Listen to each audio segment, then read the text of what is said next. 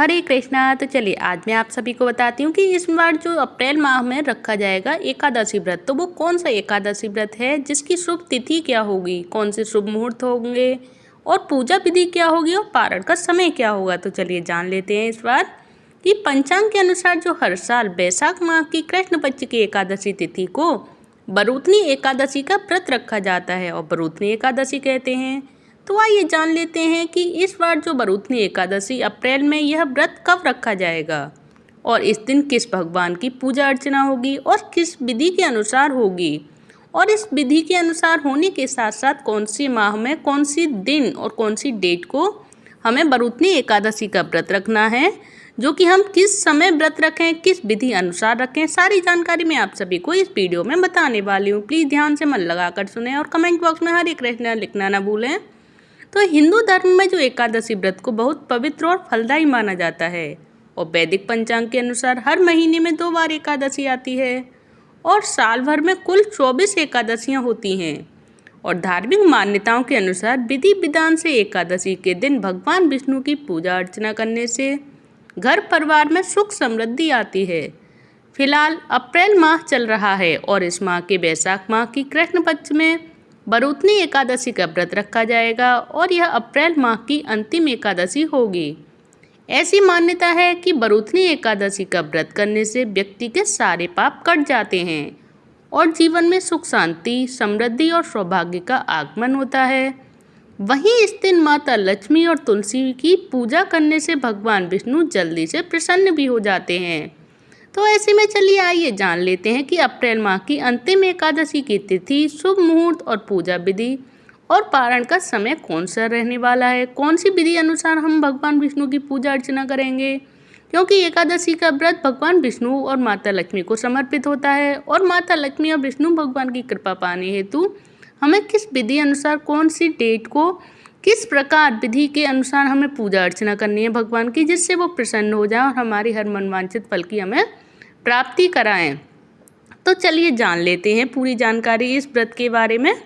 तो जो भगवान विष्णु को समर्पित व्रत है और जो भी भगवान विष्णु और माता लक्ष्मी को मानते हैं, उनके भक्त हैं, वो सभी प्लीज़ कमेंट बॉक्स में ओम नमो भगवते वासुदेवाय नमः जरूर से जरूर कमेंट बॉक्स में लिखें, क्योंकि ये भगवान विष्णु को समर्पित मंत्र है।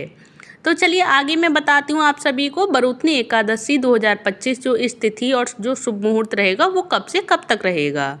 तो बैसाख माह के जो कृष्ण पक्ष की एकादशी को जो बरूतनी एकादशी कहा जाता है और वैदिक पंचांग के अनुसार बैसाख महीने के कृष्ण पक्ष की एकादशी तिथि 23 अप्रैल बुधवार को 4:43 से शुरू होगी और 24 अप्रैल गुरुवार को दोपहर 2:32 तक रहेगी।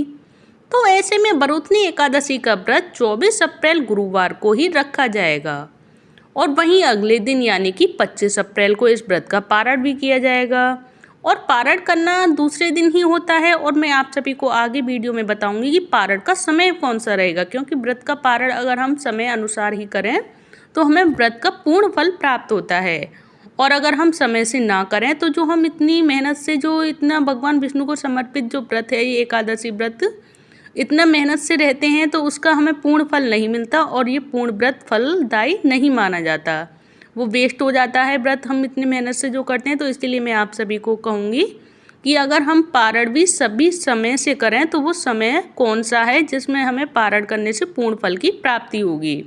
तो सबसे पहले जान लेते हैं बरूतनी एकादशी की व्रत की पूजा विधि की, भगवान विष्णु को जो समर्पित व्रत है उसकी हम पूजा विधि कैसे करें भगवान विष्णु की। तो बरूतनी एकादशी के दिन व्रती को ब्रह्म मुहूर्त में उठकर स्नान करना चाहिए सर्वप्रथम और व्रत का संकल्प लेना चाहिए। इसके बाद किसी भी साफ चौकी पर भगवान विष्णु की प्रतिमा या तस्वीर स्थापित करें, फिर पंचामृत से अभिषेक करें और शुद्ध जल से स्नान कराकर पीले वस्त्र पहनाएं और भगवान को रोली, पीला चंदन, पीले फूल और तुलसी दल अर्पित करें और तिल के तेल का दीपक जलाकर ओम नमो भगवते वासुदेवाय नमः, ओम नमो भगवते वासुदेवाय मंत्र का जाप करते रहें और भोग में केसर वाली खीर, पंचामृत और पंजीरी अवश्य चढ़ाएं और पूजा के बाद बरूतनी एकादशी व्रत की कथा पढ़ें, जो मैं आप सभी को नेक्स्ट वीडियो में भी शेयर करूंगी। और बरुतनी एकादशी व्रत कथा जरूर पढ़नी चाहिए, और व्रत रहें उनको तो जरूर ही पढ़नी चाहिए, और जो व्रत ना रहें तो उनको भी पढ़नी और सुननी तो अवश्य चाहिए, जिससे कि व्रत का फल उन्हें भी प्राप्त हो सके जो व्रत नहीं रहते हैं।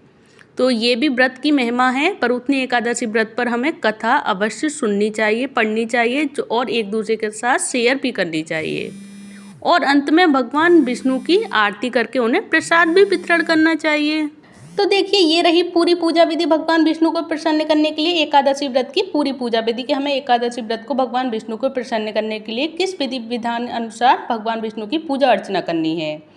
तो चलिए अब जान लेते हैं बरुतनी एकादशी व्रत का पारण समय कौन सा रहेगा, और इस व्रत को करने के नियम और जो पारण समय के नियम होते हैं वो क्या होते हैं।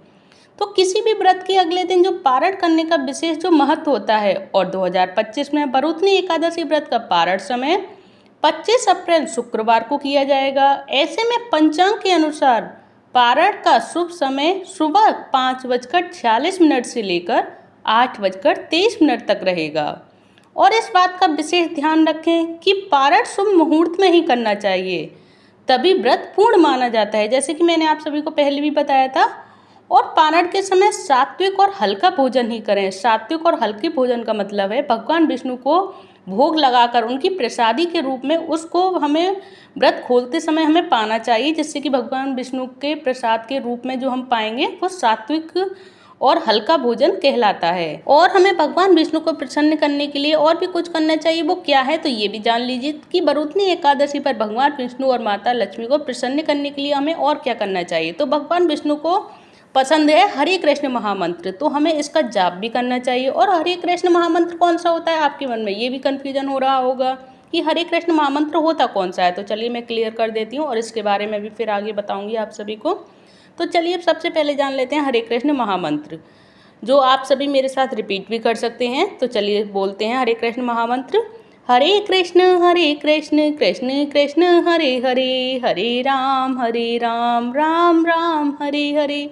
तो ये है हरे कृष्ण महामंत्र और भगवान विष्णु को प्रिय मंत्र, जो आप सभी को 108 बार बोलना होता है और एक माला करनी होती है, क्योंकि एक माला में ही 108 मोती होते हैं जो हमें एक माला करनी होती है। और अगर आप कुछ मालाएं करते हो नित्य दिन, जो प्रत्येक दिन अगर कुछ मालाएं करते हो, तो एकादशी वाले दिन आप सभी को एक माला एक्स्ट्रा करनी चाहिए भगवान विष्णु के नाम की, भगवान विष्णु को प्रसन्न करने के लिए।